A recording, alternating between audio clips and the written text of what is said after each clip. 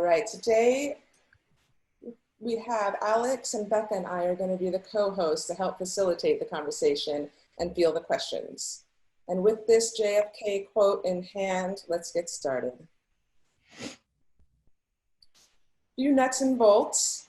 We ask everyone to mute yourself when you are not speaking to cut down on background noise. As mentioned in your invite link, we are encouraging video so everyone can see each other's faces, and it looks like most people are doing so thank you. If you look at your window at the bottom, there is a menu that says participants.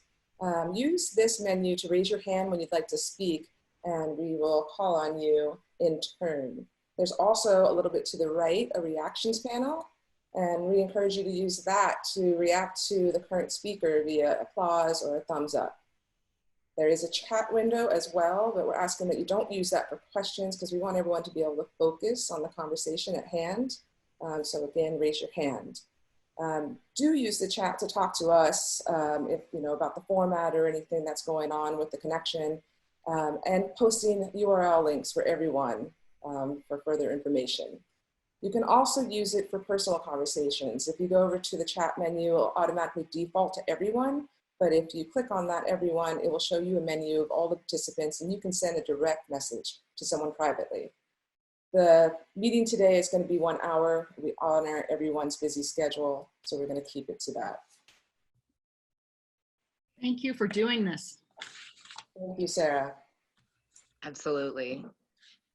So as you guys know, we're a news publication, and we've been really following every aspect of this coronavirus pandemic.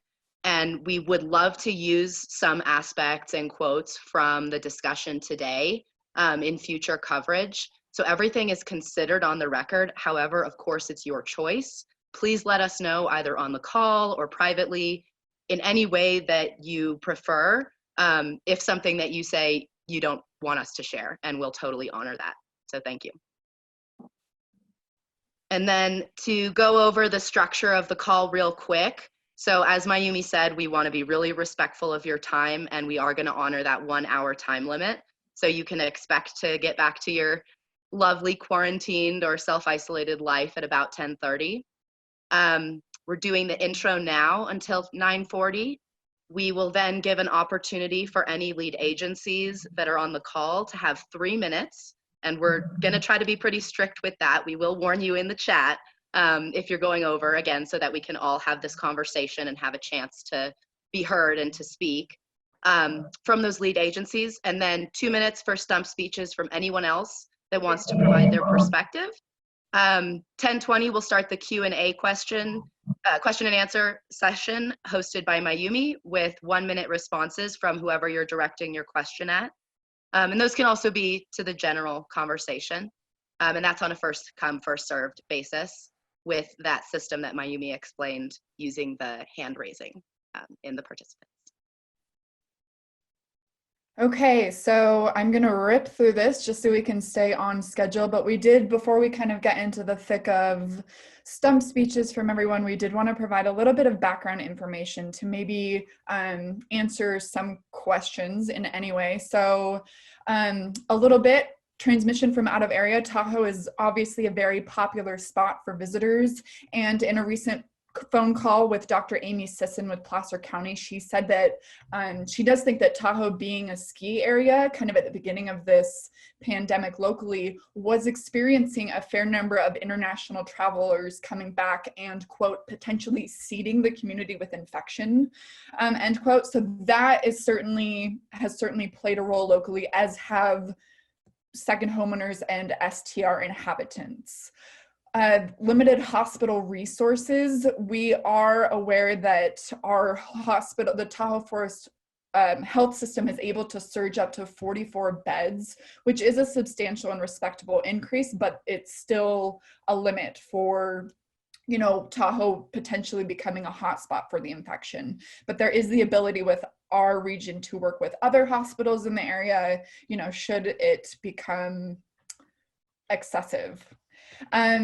Mayumi mentioned this virus vacation at the beginning of the call. That is something that other mountain towns are seeing. A lot of visitors want to go and vacation in areas of of beauty. Tahoe, again, is one of those. Other places, Idaho, Colorado, other parts of California, they're seeing similar concerns. But our local area has done a good job in restricting as much as they can on March 24th and April 2nd. Some of the local counties did place restrictions on short-term rentals and who can do that. But you know, that was in part a response to some of the short-term rental platforms not initially responding to shutdown requests. So back on March 23rd, Jeffrey Hentz with the NLTRA, who's also on this call, told us that Airbnbs and VRBOs were actually pushing people to shelter in place in Tahoe.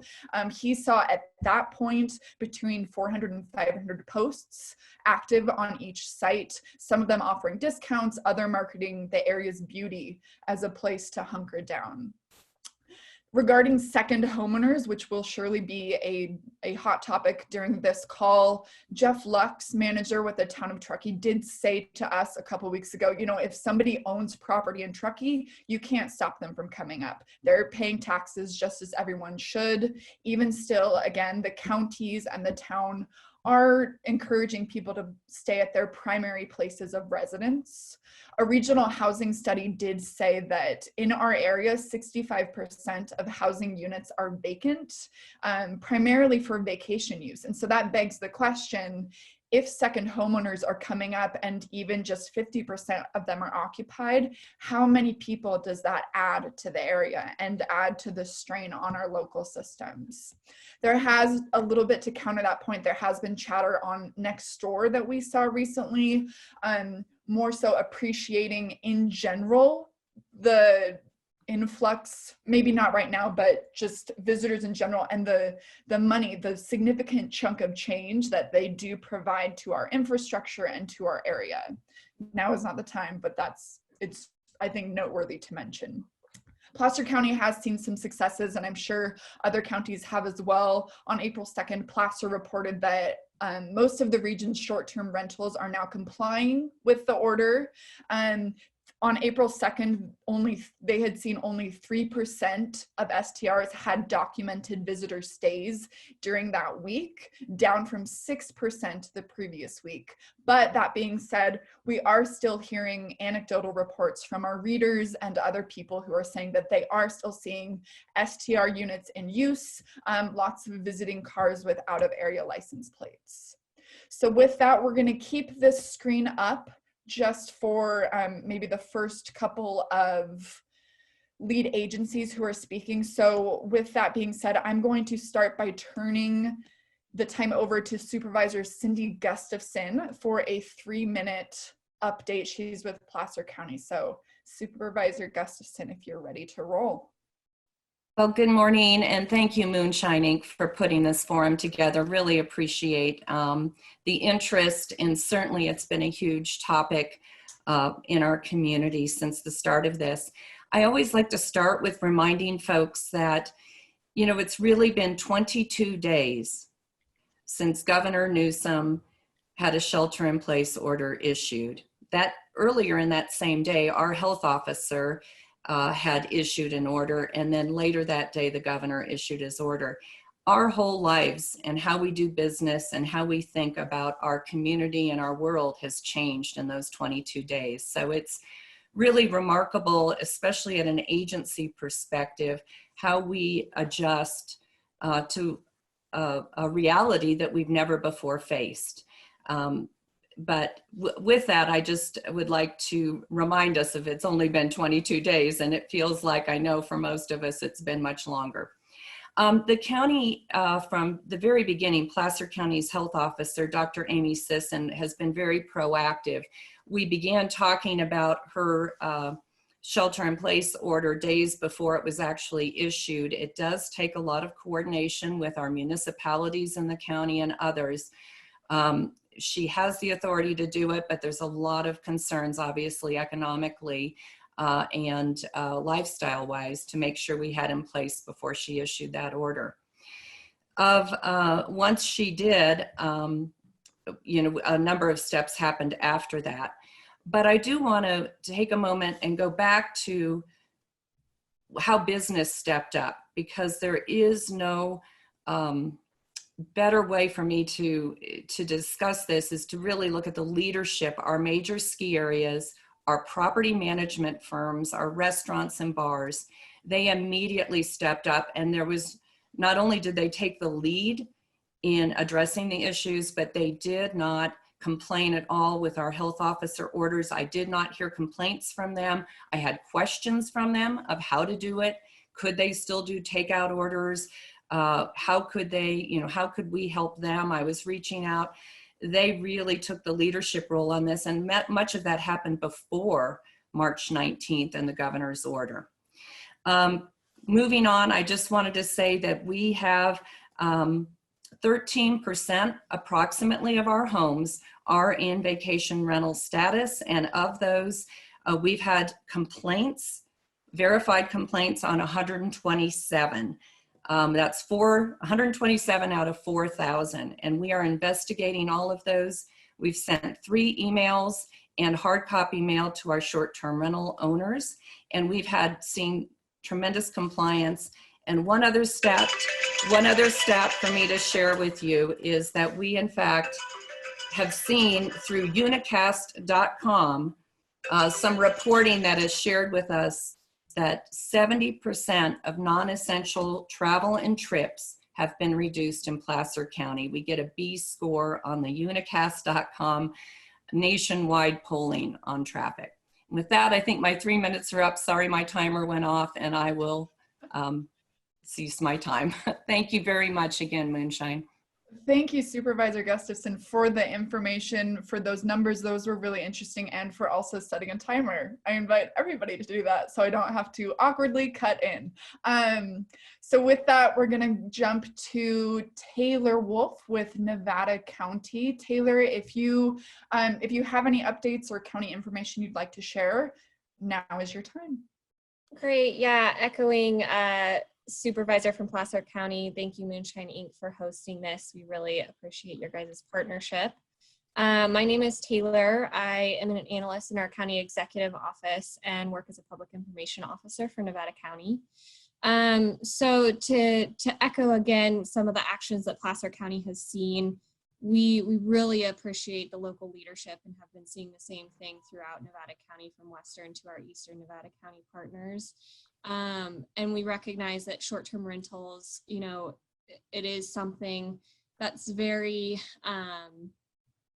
there's a lot of in Eastern Nevada County. It's a high tourism area with lots of ski and lots of visitors. And so I would like to note, though, that as far as our Eastern Nevada County landscape, though, goes, it's the county is unincorporated area. So the town of Truckee is a large majority of our Eastern Nevada County slopes.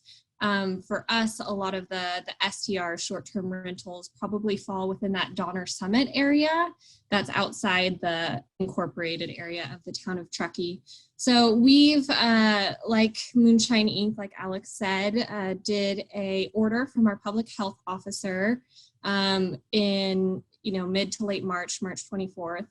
And this basically said that short-term rentals or any lodging facilities should not be used for anything considered non-essential.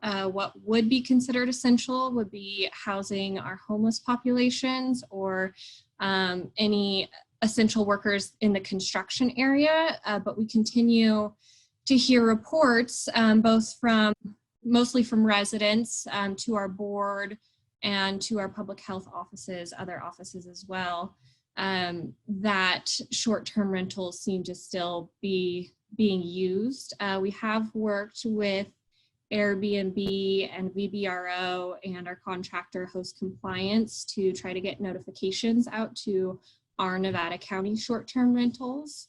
But it continues to be an issue. It continues to be something that we're working on under the order.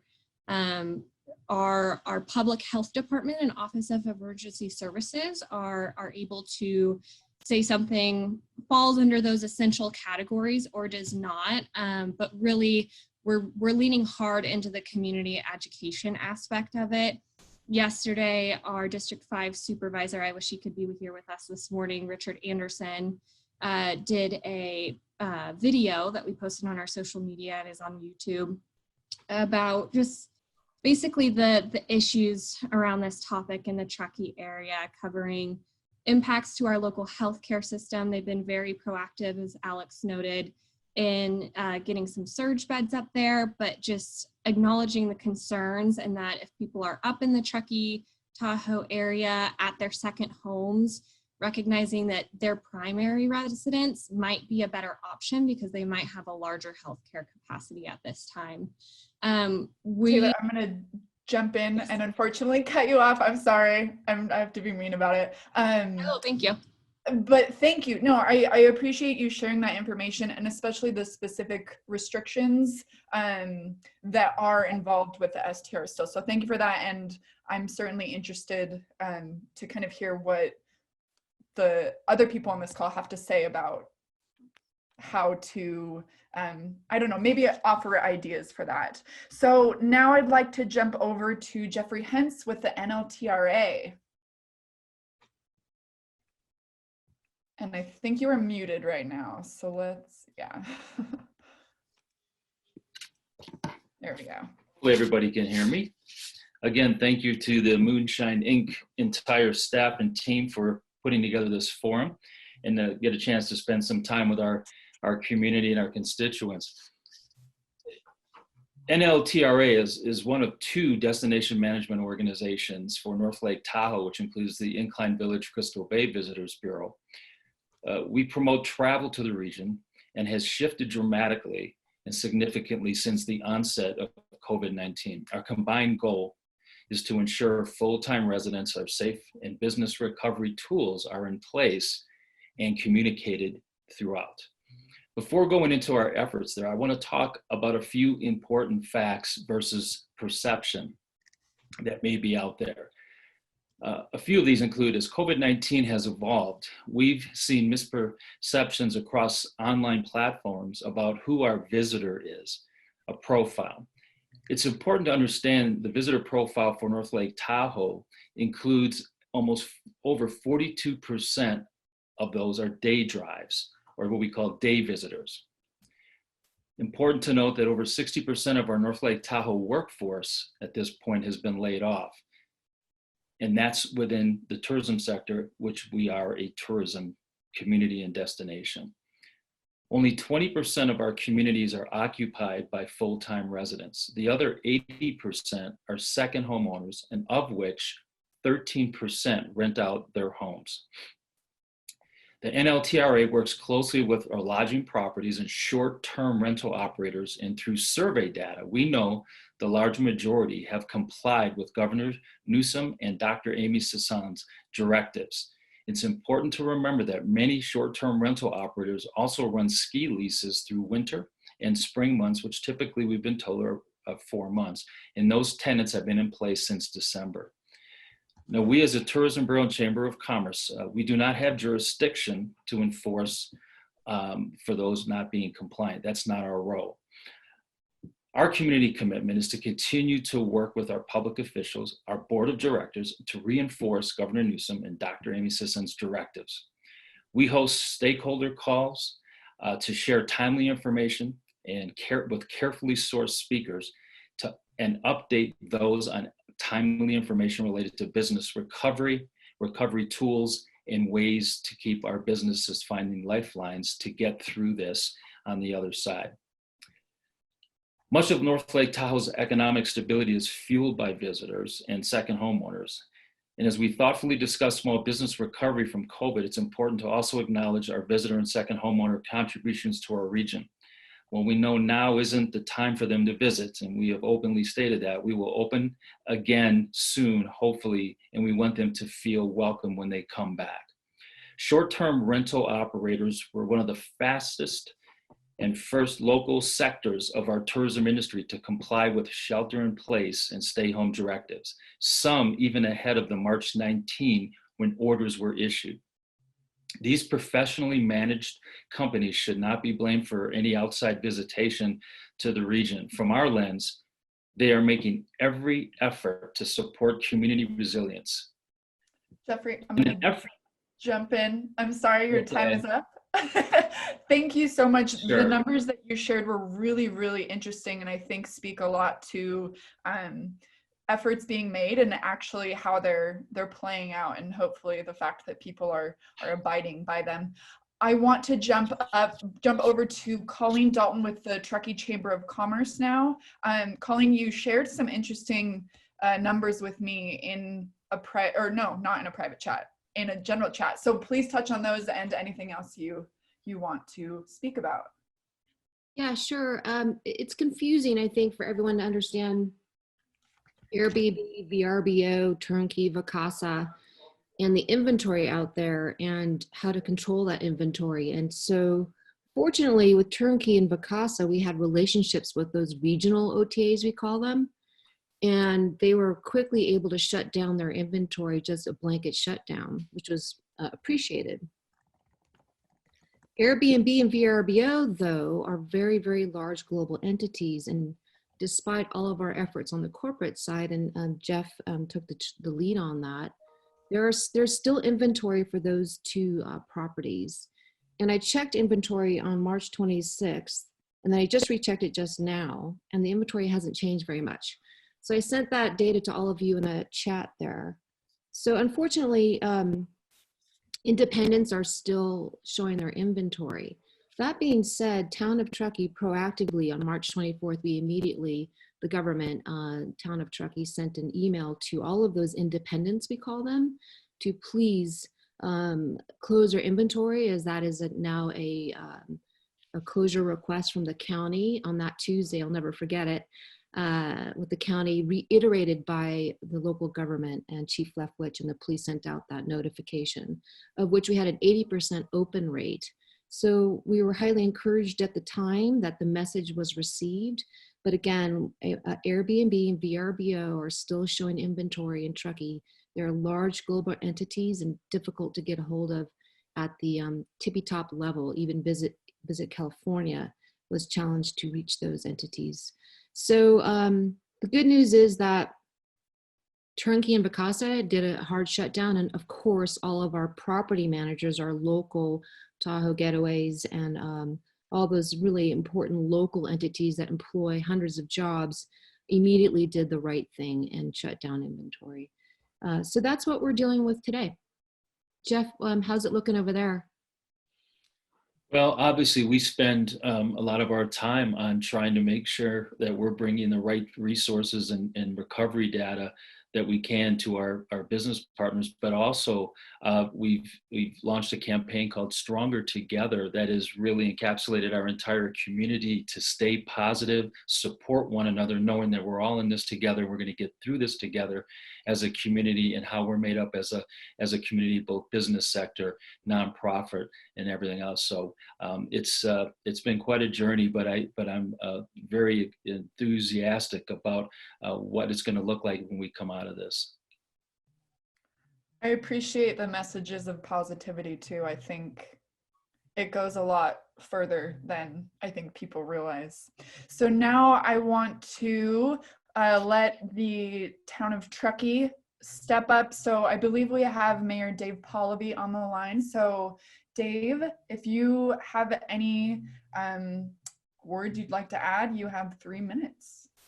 Great. Thanks, everybody. It's nice to see so many familiar faces, and I'm probably going to cede most of my time to Chief Leftwich, who has been on the front lines and doing a great job here. I just wanted to mention a couple things.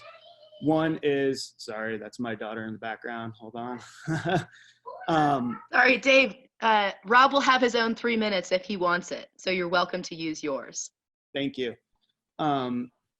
So what I just wanted to say, a couple things was, we've been obviously actively moving all this forward, making changes on a daily basis, internal discussions. And, one thing I'm really interested in hearing from this group, especially in some of the other jurisdictions, is, the forcefulness of whatever messages you're putting out, if you're actually seeing that they're making a difference. So one thing that we've been really pushing is, you know, the shelter in place, stay in place concept, no matter where you are. We've obviously been working with Visit Truckee to, you know, take care of all the short-term rentals, things like that. And most importantly, I think what I've been doing on a daily basis is a minimum of 2 up to 3, 4, 5 conversations with regional newspapers and entities, San Jose Mercury News, the Chronicle, and tons of other specifically Bay Area and Sacramento media outlets, and LA Times as well. Just sort of reiterating this concept that this isn't the time to visit your rural communities, you know, and using it as a blanket statement, specifically, obviously, me being the mayor of Truckee and trying to get that message out there. So, you know, I'm interested to just, as we all work through this, as Cindy said, it's been 22 days. This has been a lesson in leadership and for elected officials and for all of us, I think, as we move through this. And so I think we're all looking to each other to build on what's successful, what's working, but also not make the situation either more conflicting than it needs to be or more challenging than it needs to be, when really the orders are very simple. And I think that's, you know, I'll hand it over to Chief Leftwich, who kind of takes that simplicity right down to its core in terms of how we are interpreting it. So, you know, I'm here to answer any questions on Truckee's response as well. I wasn't totally prepared for what we were doing here today, so I apologize. I don't have any formal comments, but I'll pass it off to Chief Leftwich at this point. Alex, I want to make sure that that works with how you have it outlined. Would you like me to hold off or go now? I would love for you to go now. Okay. And I've been having some sound problems. I think it's probably internet related, but if I start to break up, just wave your hands and I'll try and stop. So thank you, Mayor, and thank you everybody for being here. You know, I have talked about this so much that I've really stayed away from prepared speeches and want to speak from the heart and kind of whether I'm a community leader or a public safety leader, I don't even know what I am anymore in this whole scheme of COVID-19. I mean, it's obviously outside of what police departments and police chiefs normally deal with, but certainly we've been thrusted into that. So I did not prepare a statement on purpose by design, but I have listened to some of the statements that have been given out. And one thing that strikes me is, in this particular scenario, semantics are critically important. And some of the things that I've already heard that give me pause and I think are really hopefully at the root of what we can drive out today are the idea of lumping second homeowners and community and visitors and part-time and short-term rentals all together in one bucket. These are all independent decisions, independent people. We need to be talking about those populations separately with regards to what we're really trying to do, which is to drive down the spread rate of COVID-19. So it's important not to just lump that in naturally and say, yeah, second homeowners, short-term rentals, it's all the same. It's not the same. They're completely different. They're constitutionally different. And we need to be very cautious to not just make these big, bold statements that just kind of allow us to not dissect what that is from a community conversation. That's the first. The second that I hear all the time, I'm guilty of this myself, is there is no shelter in place order that's currently been issued by the state. It's a stay-at-home order. These are FEMA terms. They're very different. Shelter in place is something that's used very specifically for certain scenarios, and it's not the same as stay-at-home. Stay-at-home is a much softer approach. And this goes back to, again, really the expectation we're setting with our broader sense of community, meaning Northern California, and saying, what do we expect you to do? What was the governor's intent? What was Governor Newsom trying to get across with his stay-at-home order, and how he talked about the social growth of that and the social pressure of it? That's very different than enforcement pressure and a shelter in place. And that becomes imperative as we start to dive into the conversation to understand really what law enforcement's role is going to be, where the constitutional issues are. It's a very layered and nuanced conversation.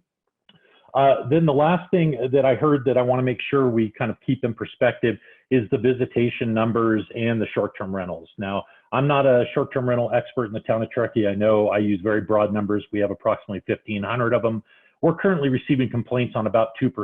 So somewhere in the neighborhood of 30 we're getting complaints on. The police department, because of wildfire evacuations, has done a tremendous amount of research into our loading or our visitor population, how many people are here, how many vehicles are here. We do that through car counts at different points of the year, particularly during the summer months. It's already been 3 minutes. I'll still maybe 30 seconds of Dave's time.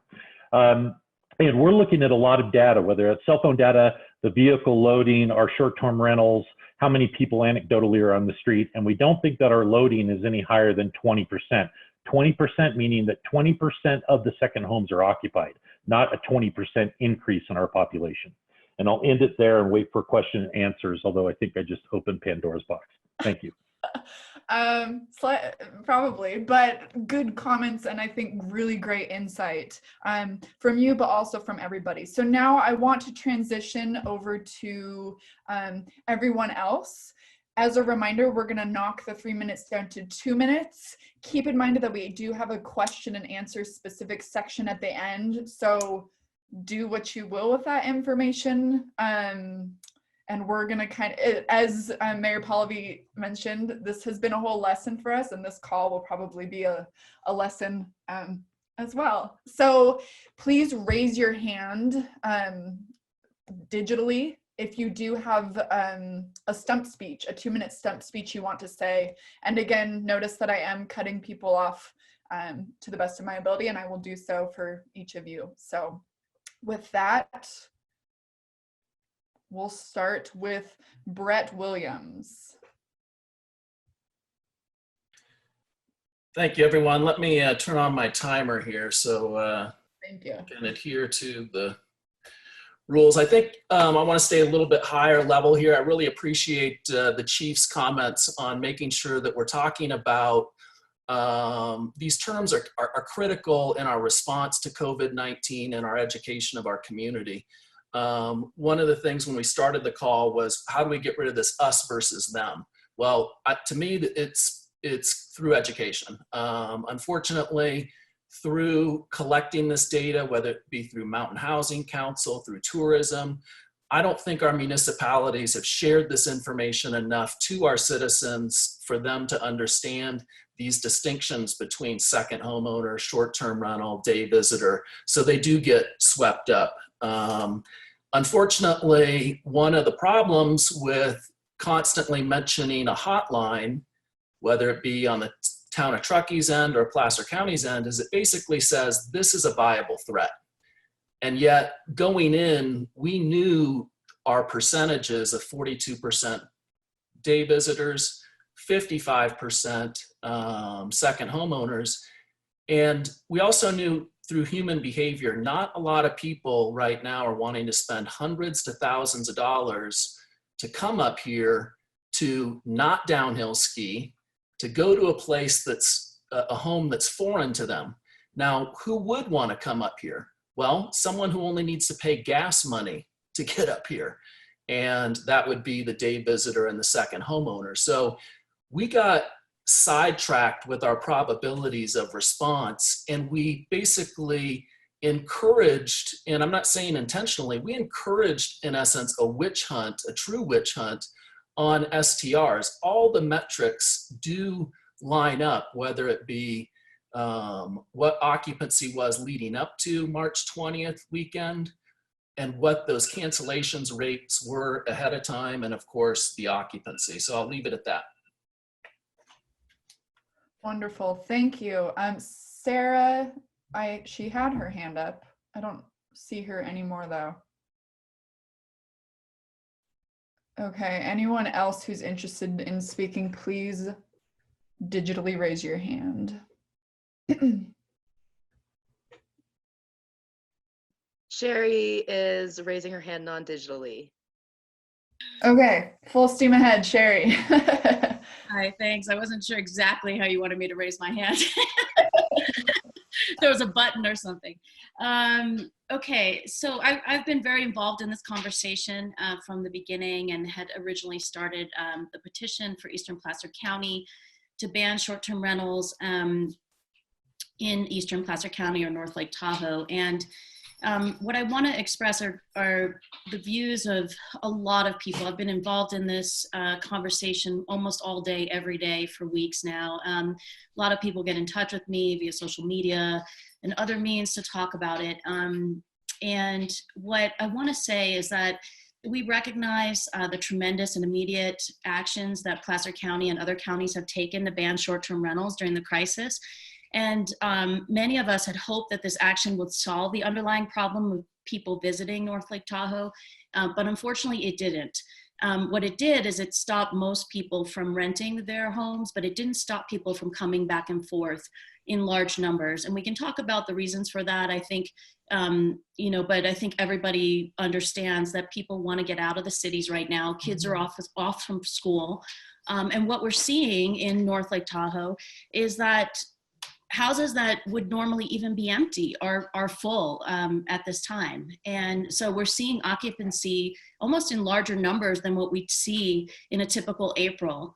And that's all anecdotal, and I don't have all the data, but I can tell you looking around my neighborhood that every house is full. Houses that are typically empty, they're full with second homeowners, with friends and family of second homeowners.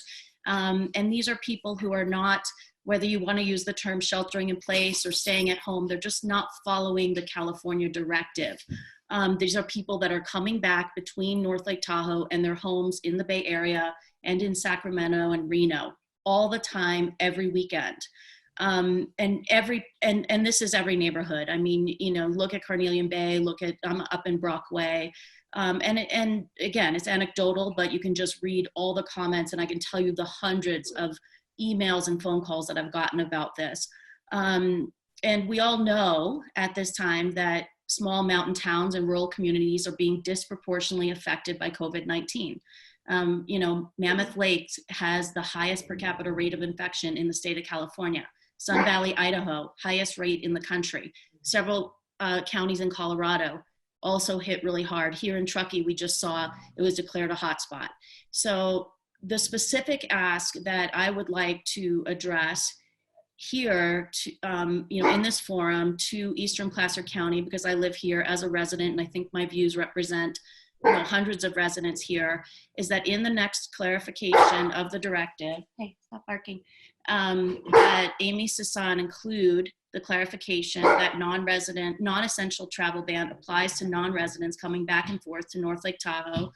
And I want to also ask that the county seek the assistance of the state of California to enforce this as needed.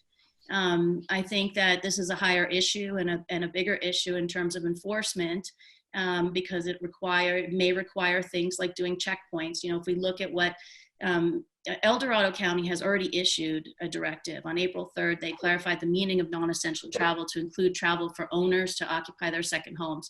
I think there's some good language in there that we could take from that.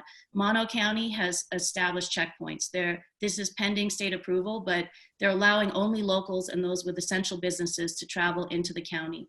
There was just a New York Times article on that, and I suggest everybody look at that.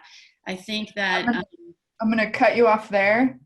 That's all I wanted to say. It's a very specific ask, and it's very specifically addressed to the Placer County Board of Directors. But thank you so much for putting this together, and thanks for allowing me to speak. Yeah, and thank you for speaking. That was great, really great insight.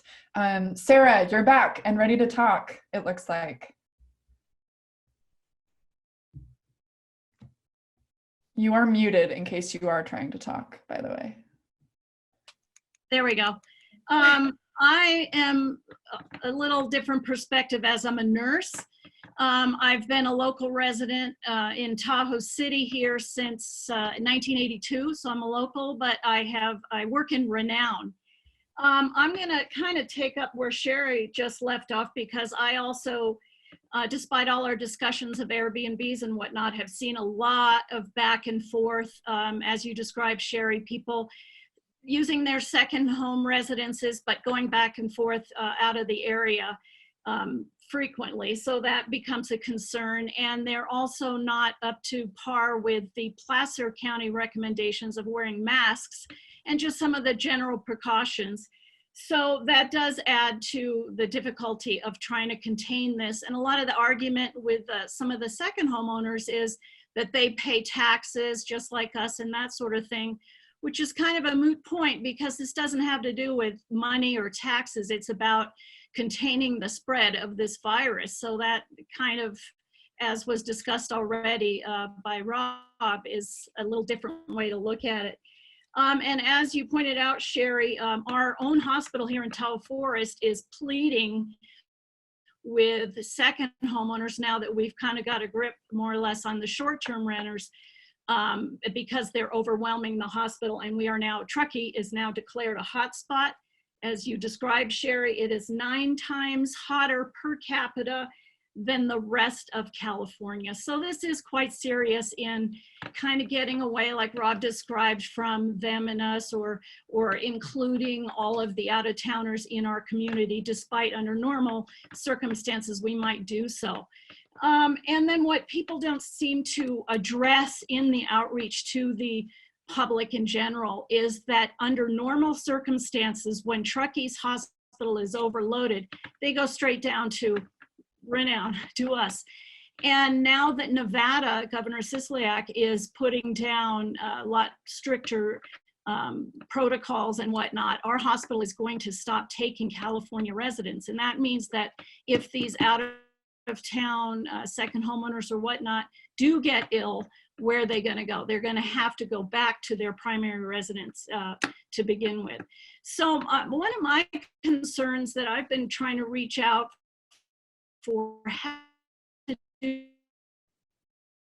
Dr. Sisson has been doing a great job with posting things on the government website, and as Cindy's pointed out, keeping really up to speed with addressing everything, but it tends to be all through the government websites, whereas I know Truckee and South Shore and some of the other counties are, at least what appears to me, making a broader effort, putting things on TV and that sort of thing, so that people aren't just relying on, oh, our out-of-towners will go to the Placer County website to see what's going on in terms of mandates. So I struggle with that general outreach because it's, at this point, more or less feels like a losing battle. And I don't know, it's just my feel, and I respect everything you're doing, Cindy, but I think that Tahoe City and North Shore doesn't seem to be keeping up with Truckee, and South Shore, of course, South Shore being much bigger, as is Truckee. But I do appreciate everything that all these counties and communities are doing. I just think that we're not really thinking ahead entirely for this wave that's going to hit, and Tahoe Forest Hospital is not going to be able to manage the capacity that's coming. Sarah, thank you. Thank you so much. And thank you also for your working as a nurse during this insane time. It's insane for us, but it's probably... Well, I'm an orthopedic nurse, so far so good. But okay, good. They're already telling us as nurses that they're unable to tell us if we've been exposed while we're working. So, and they're cutting, they put out a letter yesterday that they're cutting pay. It's pretty serious what Reno and Renown, the bigger hospitals, are doing for the surge. We've turned all of our undercover garages into hospital space. So Reno is ready, but I don't think that Truckee at the border understands that it's changing, where we can't automatically send people down to Reno anymore. Right. Well, Sarah, that's really interesting. That's really interesting to hear. So thank you for that. I want to jump over to Melanie, who has 2 minutes, and then I'll jump to Jill Schott from there. Keep in mind, please abide by the 2-minute thing. We are getting close to where I want to have our question and answer. So I might, if Mayumi, if you're okay with that, I might cut things off after Jill and we can move into our question and answer section. We did just get 2 more hand raises, so. Oh. Okay, we'll move forward with those. Okay, so Melanie, 2 minutes. I'm gonna be on you. And you're muted if you're not aware.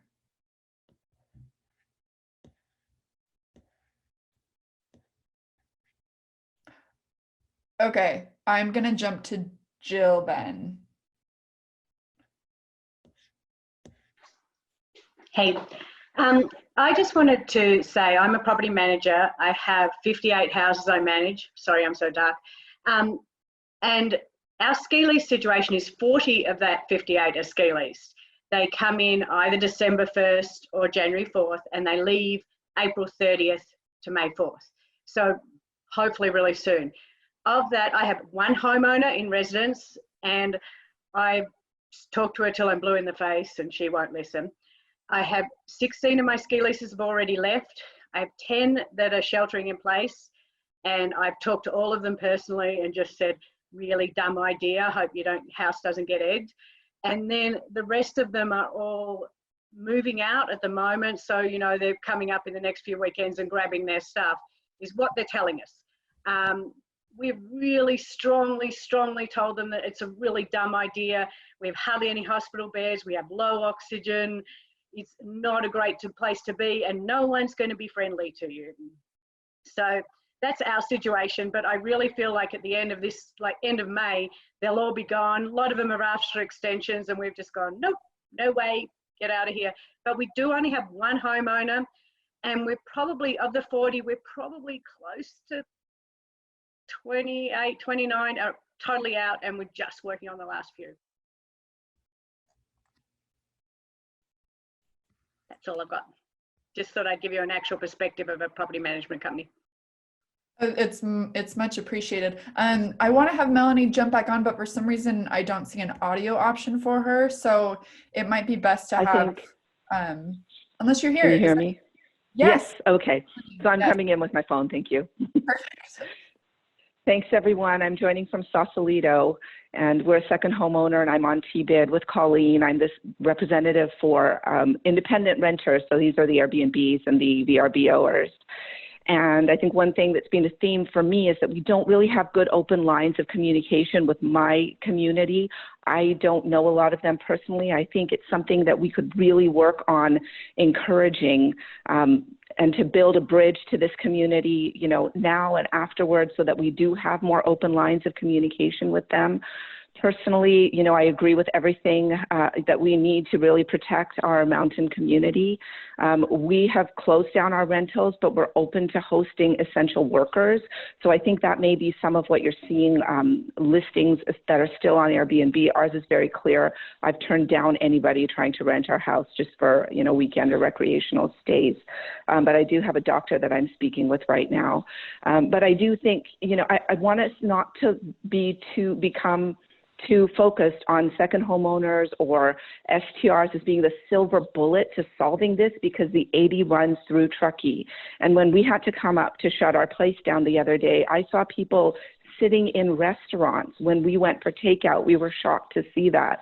I saw people playing in groups on streets, not social distancing. And I think everybody has to take care of their own house first.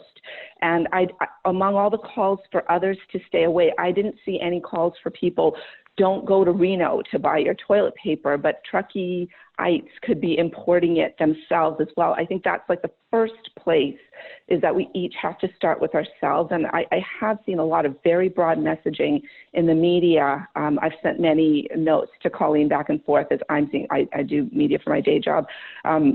As I'm seeing Truckee and other California mountain towns being mentioned. But I do think we really have to build a bridge to communities like the part of our community like myself, second homeowners and STR independents afterwards, so that we can really work together in times like this. And we're very supportive of Truckee. We for sure love Truckee. I'd be there all the time if I could, but it doesn't make sense now. Thank you. Thank you. Melanie, thank you. I really appreciate you jumping on the call today. I want to jump in real quick. I don't want to stop the stump speeches yet, but one of the things that we did in the planning of this was to establish a timeline based on the number of participants that had signed up. Right now, we're looking at about almost 40 people that are on the call. And so I wanted to throw it out there. If you would like to continue this talk a little bit longer and maybe extend the time 15 minutes into 10:45, there was a reaction panel. I see that we got Samir with a thumbs up. We got a thumbs up for Kai, Becca, Court, Sarah, Judith. Anyone else? That's not a full majority. I see Chris, I see a Charlie. Okay, I say we continue this to at least 11:15. And with that, let's go ahead and let Samir jump up. 11:15 or 10:45? Yes, 10:45. Okay. I'm in a different time zone. I just can't to keep my brain 100% on track. Thank you. So Samir. Yeah, thank you, Mary. And I'll try to be brief, but I got a lot of ground to cover, so I'll talk quickly. First is I wanted to just augment a few things that Jeff had said. He didn't quite get through all the points that he wanted to make. So just so everybody's aware, I mean, we started on March 16th with a series of communications to the public, to the business community, and to the community at large, including press releases, radio interviews, video content, in order to try to get ahead of this. And we are working feverishly as an organization, the Resort Association, with the county to enhance that. And there's quite a lot more to come. We have not been perfect in that process. Nobody is perfect in the process. This is an environment, there's no playbook for us, but we are certainly trying. Another thing is that really many of the keys to success as we look forward down the road and coming out of this is that we want day visitors, we want second homeowners, we want short-term rentals, we want all of those people to come because they support the economy. And whether it's through the lodging economy, the retail or restaurants, they're super important. And I do think somebody said early on, understanding the differences between short-term rentals and second homeowners, but all short-term renters are owned by people. So there are second homeowners and the short-term rentals are a subset. And I think it's really important, and I think this is part of maybe what has generated this discussion, is that nobody vilify anybody. And it's, you know, there was a vilification going on early on about the short-term rentals. Now this is switched to a vilification about the drive market and even more so the second homeowner. So I think we've got to be really careful not to do that. And that's where our Stronger Together message comes. And finally, if anybody hasn't seen it, I want to point out there's really, to me, a very thought-provoking graphic that Brett Williams posted on Nextdoor, and it's made some rounds. And it talks about who do you want to be during COVID-19? You know, do you want to be in the fear zone, the learning zone, or the growth zone? And I think reading that really made me stop and think about where I wanted to be. And there's a lot of great points in there for people to think about. So we should think about sharing that even more widely because I think it's really a terrific tool and very thought-provoking and moves people in a positive direction as they get over some of the fear. So thank you very much. Thank you, Samir. No, that is much appreciated. Judith, you are on the clock. All right, thanks. I represent Tahoe Luxury Properties. We did shut down prior to the directive. We very much stand behind the Stronger Together message in the community. And I just wanted to clarify and share some stories of positivity. I think a person who does not stay at home or shelter in place is different than being a second homeowner. And I think we have to be really careful about the terms that we're using and the vilification going on. I appreciated all the statistics put forward by Supervisor Gustafson and by Chief Leflich. And I just wanted to share some positive stories. We have second homeowners in our program who are healthcare workers and sent their children up here for safekeeping over a month ago and are sheltering in place at their home in Tahoe. We have other homeowners who have sheltered in place for over a month at their Tahoe home and have led the Scoop Goggle Drive for healthcare workers that we have stood behind, raising at this point about 200 goggles for healthcare workers. And there and we have raised at this point close to $90,000 towards emergency relief for North Tahoe locals, the bulk of which has come from second homeowners who have a commitment to this community. And I think, again, I just want to be really careful about the terms we use. The people who do not stay at home or shelter in place are not related to whether or not they own their home and what they do with their home outside of that time. So that is my message of positivity. And again, we very much stand behind the Stronger Together and hope to all come out of this as a community stronger and better. Judith, thank you. That was very well said. Supervisor Gustafson, back to you. Hey, I apologize. Lindsay Romack, my district director, is going to stay on the call. I have a 10:30 call with some state folks that I need to take. I did want to report and be clear that I didn't get through that we have emailed of the Airbnb and VRBO owners, as well as anyone who has a TOT certificate. We've emailed 4,403 certificate holders. That's all that we know of. We've sent 3 separate emails and also hard copy mailed those, informing them of non-essential travel and restrictions on renting their homes. And then we've also sent out 15,000 emails to all homeowners in our area to make sure they're aware that non-essential travel should be reduced and social distancing should be in. And so I know that some of the people who have commented don't know what we're doing out of the area. We've done media interviews with radio and newscasters outside of our area that may not have been picked up here. We are trying to get to where people come from to visit us and use our homes. So we're doing a lot in those areas, and I'm sorry I have to sign off, but thank you again for doing this, and look forward to some really positive discussions moving forward for our community. Thanks very much. Thank you. Thank you so much. Liz Bowling with NLTRA was gonna talk a little bit as well. Thanks, Alex. I was just, and I know that Samir and Cindy just briefly touched on this as well, but I did want to address Sarah's comments just about what we have done as an organization to work with our media partners to adhere to the shelter in place and the stay home directives. And so, you know, we did issue a press release to national media, drive market media, on March 19th, as soon as that shelter in place directive was issued by Dr. Sisson. And then following that, all of our social channels on a consumer level, our consumer website went on hold and asked people to refine their travel plans. So I think it's just really important to also understand that we're approaching this on all of the different channels that we have to really push that message forward. And then last week, ahead of the weekend, we filmed video messages with Jeffrey Hentz, with Cindy Gustafson, and with Harry Weiss, so that not only we sent out a press release saying, again, this is not the time to travel to North Lake Tahoe or to our region, but we accompanied that with video messaging that they could use in their broadcast efforts. And so what we saw there is pickups in Sacramento, in the Bay Area, and in Reno, to reiterate that. So I do want you to know that you may not be seeing our efforts because, you know, we're here locally, but know that we are doing that. And I know, Sarah, you've communicated with us via email many times, and we appreciate that, and we hear what you're saying. And I think what Jeff said earlier about our day visitor is 42%. And so, you know, we don't have the jurisdiction to cite or tell people to go home. What we can do is continue pushing out that message on our social channels with media, and we'll absolutely continue to do that for the safety of our communities. Liz, thank you so much.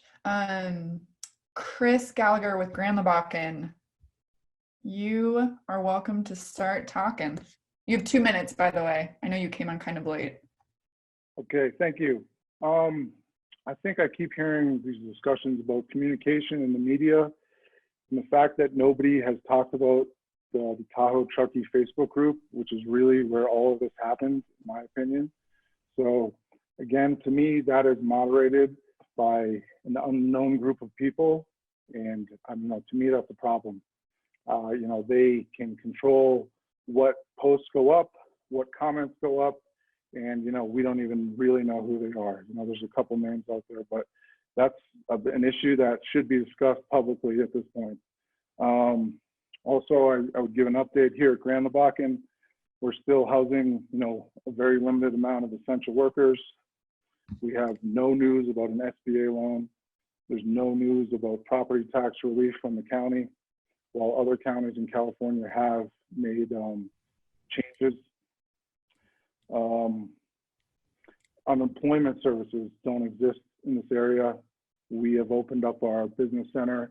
On top of all the employees we're assisting, we're now assisting people from all different types of companies.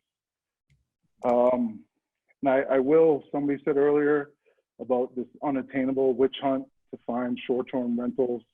I just think, you know, this hotline is just not, I mean, it is what it is, but it's just not a real answer. And there's not real data on this, and it's very apparent right now. I do want to thank Moonshine for being the only local news source basically right now in the area. The Sierra Sun continues to be a couple days behind. Moonshine has pivoted into a breaking news organization within the last month, and I think they're the top of my list for people who need some funding around here immediately. That's all I got. Chris, thank you for the updates on how Grand Lebacan is faring, but also for your compliments to us. I don't see any more hand raises for stump speeches. So with that, I'm going to turn it over to Mayumi to kind of direct a question and answer session. Thank you, Alex, and thank you, everyone. I am so encouraged by the depth of information and opinions that are being shared today. Frankly, I'm not surprised because I think we have an incredible community, but I am inspired. So right now we're allowing for any questions that anybody would like to direct to other participants on the call. And again, we would like to see hand raised, and that is in a menu at the bottom of your screen that says participants. So if you would like to raise your hand, put it in there, and feel free to ask questions of other people or just a general question for the community. A couple notes that I had while people were talking, I thought we might address, there was a question about getting information out, and we heard from Liz and Cindy and a few others about the information getting spread down the hill about not coming up here. And so I wondered if anybody on the call has ideas of other ways to get the message out, and then also in particular, how do we get the message out within our community? Because we're talking a lot about, you know, where people are coming from, but it's really important for us to be stronger together. And with that, we need to have the information together. And I see Court is, oh wait, Brett, I see your hand is raised. Go ahead and take the mic. Great, thank you. I think to answer that question, and it's a little bit what Chris just touched on, is we know that Tahoe, Truckee, Facebook, and also Nextdoor were a major channel to generate 2,000 signed petitions to stop STRs, a very active channels. Yet at this point, we know through the data that whether it be host compliance, whether it be the complaint hotline or just basically occupancy, that it could be a threat, but overnight visitors that are staying at vacation rentals are a fraction of what our demands are. And yet I don't see a lot of activity from Placer County nor the town of Truckee in order to go back into these same channels that generated these same type of false perceptions in order to clear up those perceptions and try to really bring this community together. So maybe the town of Truckee and Placer County can indicate to the group if they have how frequently and actively they've been on these channels that obviously were a major source of information or false information for the community. Thank you, Brett. You were asking directly to see if anybody from Placer or the town would like to respond. It looks like we have Rob that has his hand raised. So Rob, I would like to have you take the mic. Great, thank you.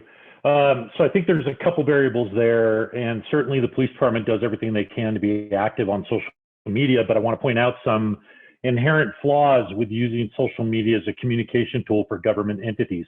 First of all, it's really disingenuous at times for me to post into some of the chat groups, whether that's Truckee Tahoe People Uncensored, Truckee Tahoe Truckee / Truckee Tahoe People, Truckee Tahoe People Rant. I mean, we see this just kind of spread everywhere. Nextdoor. The best I can do is put it on our Facebook and rely on the people in these conversations and the people in our community to share our messaging and be ambassadors. And an analogy I'll give you very quickly to emphasize that point. hopefully everybody on this call understands what the R value is, or the repercussion value of this COVID-19. R naught, I think, is what the actual technical term is. But, we've all heard that R1 and below means that we can start to loosen the social distancing requirements. R1 basically means for every one person infected, they infect one other people. And the idea would be that the COVID-19 lives on. So this R value is starting to come up in a lot of political talk around COVID-19. I offer to this group and to everybody in our communities, whether that's Tahoe City, Kings Beach, or Truckee, we need to start thinking about the I value, and that's the information value. These community conversations need to happen more often. It needs to involve rational thought, not fear-based labeling. And from that, we need to be ambassadors to this message and get that out there. So just how COVID's infecting our communities, one person infecting possibly as many as 3, we need to take ambassador roles, leadership roles as community members, and do an I value and go out there with that information and tell 3 people, or have this conversation with 3 people, and trying to influence their belief on what's really going on, whether we're talking about second homeowners or people coming up and visiting, or what our real threat levels are. All that needs to be us ambassadoring that conversation forward, not just relying on government entities and their limited scope of their Facebook passing along this message. Thank you, Chief Leftwich. And we asked Placer to also come and respond. So it looks like Lindsay Romack is ready to talk. So Lindsay, you're up. Thanks, Mayumi. Yeah, I want to thank Rob for his comments. I think that's really important, that it's all incumbent on everybody to share proper information. Placer County, we released a press release last week that shared some of the data that Supervisor Gustafson shared earlier, how there's only 3% of our STRs still renting. We shared that on our social media page. We're definitely distributing it to Moonshine and Sierra Sun, and are trying to share stuff on Truckee Tahoe people as we can. But again, I would echo Rob's comments. The more everybody else can help spread the message, the better. The county, we're continually working. Our PIO team is doing a great job of getting messaging out there. So appreciate suggestions. We'll try to be more proactive as we can in posting stuff on Truckee Tahoe people. Yeah, I would just say we're doing the best we can. We'll continue to try to spread the word, and thank all of you who can help spread the word as well. I know that homeowner letter that Cindy mentioned that we emailed to about 15,000 people, I saw that shared all over social media. So thanks to everybody for helping spread the word. Thank you, Lindsay. And Samira, I know I wanted to get you on there, but I want to get Dave Polity. He wanted to follow up on the Chief's comments. Thanks, Mayumi. Yeah, I just wanted to, in response to Brett again, and thanks for bringing it up, Brett. But, just from my perspective, I've pretty much turned into a communications machine over the last 3 weeks, between Cindy, Lindsay, Chief. I mean, we all have really different roles in all of this, and I've really tried to morph what I think the best role for me as the mayor of Truckee has been to do, which is to try to communicate the facts, as the chief said, over and over and over again.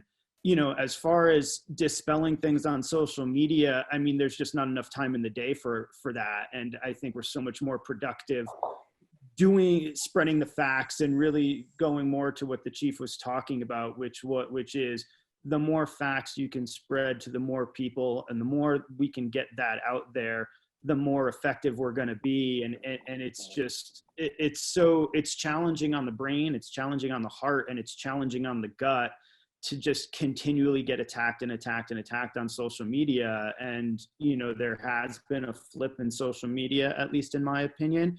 And I think the more, groups like, I know a lot of the people on this call, and everybody has really different opinions, and, Court and Charlie and Sherry have been doing a great job of bringing attention to a lot of these topics. But I also think that there's a measure of respect and a measure of equity that when you see good things happening, or when we start to understand some of the complications on some of these things, it's really easy to get a bunch of signatures and make a stand on something. It's not as easy once you get into the legalities of it, or once you get into the actual issues that it raises. And so I think we are all trying to make sure that we navigate that appropriately and that we don't screw it up, pardon my honesty, but we're trying to do all the right things. And I think every community leader at this time is right there with me. So we ask for your patience. Thank you, David. And, a reminder what Cindy said, it's been 22 days. So just remind yourself that. And also one of our mantras in these days is sharing confirmed information. Make a point to get yourself informed and make a point to share only those pieces that have been confirmed. Samir, I'd like to turn the mic over to you. Thanks, Maybe. I want to echo something that David said just now, and it's really important. And I want to put it in the words of our supervisor. And she said it over and over publicly, so I don't think she'll mind that. But what Cindy said was that during her campaign, she learned very quickly that social media is not necessarily your best friend when you're trying to get a message out. If you want to just put out messages of happiness and all that sort of stuff, that's great. But when you get into public debates on social media, it can very quickly devolve, gets very divisive, and creates problems. And the last thing that I wanted to say is that we, the Resort Association, have been working with the county particularly heavy in the last several days, and we are going to launch another campaign. I want to make sure that we give Court a chance to speak. We are just a little bit past the 10:45 mark, and I think that after that, I'm probably going to wrap it up, unless he has a question that is direly important to have people on here to answer. Court, go ahead. It was just quick. Chief Leftwich kind of set forth what the shelter in place versus stay-at-home order is. I'm curious if anybody from the local or state level, or county level rather, contacted the governor's office for support on limiting travel to the area and how that could be done, and what happens if in 3 or 6 or 8 months this pops back up and we have the same issue all over again. Nobody wants that, but it's something that we need to consider. And then just on the communication front, I've seen emails from David Polavia, the mayor. I've seen emails from Anna Klovstad, and also just looking at the Facebook page of Town of Truckee, there seems to be a disconnect. It just seems like an easy vehicle to put out one message on, whether that's on Facebook. I know that things can turn into an argument, but you can also turn it so there's no commenting. Just could be a good place for getting information out quickly and kind of everybody on the same page. And that's all I've got. Thank you, Court. I think that does leave a window open for responding if anybody would like to respond to that question. And it is something that I think Chief Leftwich is speaking on. This is a soft order. So this order requires soft enforcement. So what does that include, and what additional steps may be planned in anticipation of the necessary needs? So Dave, it looks like. I was just going to add to that. I think it'd be good for the public to have clarification on what Chief Leftwich said too. The difference between a shelter in place and a stay at home. Those are two, I'm just learning that right now, that's two very distinctive different orders. So I think having clear communication on that would be key. Yeah, thanks. Yeah, I'm happy to cop on it. Go ahead, Chief. So I don't even want to call them orders. I mean, they're two different directives, they're two different missions. A shelter in place is something that's an imminent threat. So there's a hurricane coming, there's a particular safety issue in a neighborhood, that's shelter in place. Don't come outside, stay in your house. A stay-at-home order, if you go back and look at what the governor said, it had nothing to do with enforcement. It's unenforceable, it's a legal mess. As a law enforcement officer of 25 years looking at elements of a crime in penal codes, the executive order that the governor issued is nothing like that. So this expectation and the false expectation that it's set up from the community to think that I have some kind of legal authority to go out and shut down highways and stop people from coming in the area is absolutely a false expectation. A stay-at-home order was something that was created by the governor's office to try and encourage social pressure towards our behavioral norms. And that's how he intended for it to grow. He said that since the beginning, and that stays true. So although there are some public health directives out there, we're looking at El Dorado County and holding them up on a pedestal It's completely unconstitutional. Matter of fact, the sheriff came out today and said he wouldn't be enforcing the El Dorado order. Placer County's letter that came out from the health director was a letter, it was a request. That's not an order. There's a distinct difference. I'm back to the semantics matter here. And so we have these expectations that Nevada County, the town of Truckee, the leadership is failing. They're not doing what Placer and El Dorado are doing. That's completely and patently false. We're following the stay-at-home order the way that the governor is. There's certain issues with that. There's certain technicalities that make it almost logistically impossible to enforce. That's unfortunate, but that's what it is. We're looking at all these variables and trying to control everybody else's behavior. The real mission here is to stomp down COVID-19, not stomp down second homeowners or visitors to this area. We need to refocus our attention on what our actions are, what the actions are of our families, and the actions are of our friends.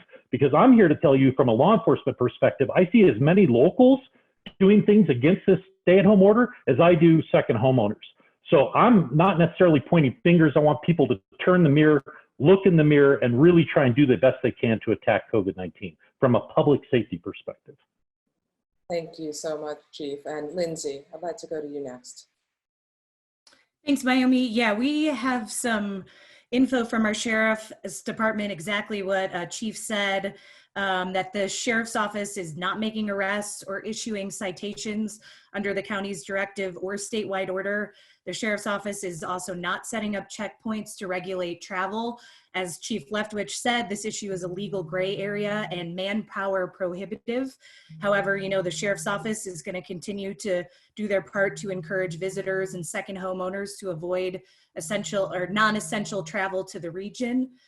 So just wanted to make that clear. Though the sheriff's office, you know, they have said they will obviously continue to respond to criminal actions like harassment or vigilantism against anyone in our community.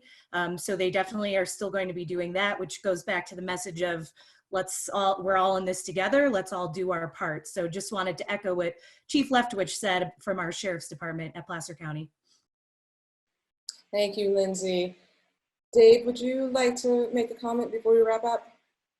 I was just going to say, for all of you who don't know, Chief Leftwich is the chief of police. He's not a communications director. We actually don't even have a communications director. We don't even have a communications team at the town of Truckee. So, you know, Chief Leftwich has stepped into this role and in an unbelievable way. And between he and myself and a whole bunch of folks on staff, we are working really hard to get this communication thing done and in a way that's done effectively. And I think that's, you know, just a small other piece of this. And I'm getting a few private comments here, but one that I think is really interesting is why aren't we engaging some of these second homeowners who are up here and actually reaching out to them and trying to understand and provide them with the same information. They might not get their information from Moonshine Inc. They might not get their information from JD Haas or whatever it might be. So just, you know, I think there's a lot of opportunity here. There doesn't have to be this fear factor, I think is what's really important to us, and that we're, at the very least, at the town of Truckee, trying to make sure that exactly what the chief said is we're stomping down COVID-19. We're not stomping down on other people. You know, I think that really resonates with me. So the more we can be compassionate, I also think that's helpful as we move this thing forward. Thank you, Mayor Pallavi. Brett. Yes, very good points. I agree with the chief as far as this is really protecting our public. What I wanted to point out is I think a lot of us have tried to spread the word as private citizens in order to ensure health and safety. But I also think it's important that citizens are going to need data from the most reputable source. And the most reputable source is the town of Truckee and Placer County.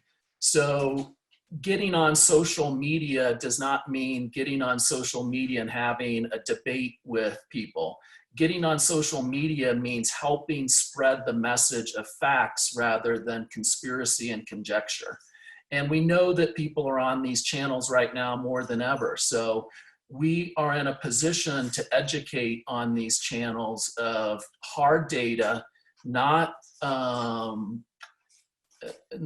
just anecdotal data, but and to really understand where those threats may be, including the ones that the chief just mentioned, that, hey, we have a higher probability of local residents not adhering to social distancing in many respects than we do to other threats. So I just think that's important to point out. I'm just going to jump in, Brett, because you made a critical point, and I really appreciate your comments. One of the things you have to understand, though, is we don't run the hospital district. This is a health crisis, which means the data that you want released and that would really help some of the hyperbole or help some of the speculation, I don't own that data. I have to be really cautious not to step on our community partner toes, which is the hospital district and public health. So though you're correct, the county does have a role in that with public health, there's a ton of legal reasons why that data has to come very specifically from the entities that hold it, and that's not the town. Thank you. Yeah, I'm not saying the public health information more than I'm representing what the community consists, just so we're clear with that. Thank you. And I was that if I had time, one of the questions I would have liked to ask is about data and what kind of data do we have? What kind of data do we need? We had a few stats from Placer, Nevada, and the town about what we know about visitor traffic and second home owner occupancy, but we really would like to wrap this up. I see that Sarah's had her hand up for a few minutes, so I'm going to let her speak. You have 1 minute, and then we are going to wrap this up. And I do think the conversation will continue, so make a note of any questions you might have for the future.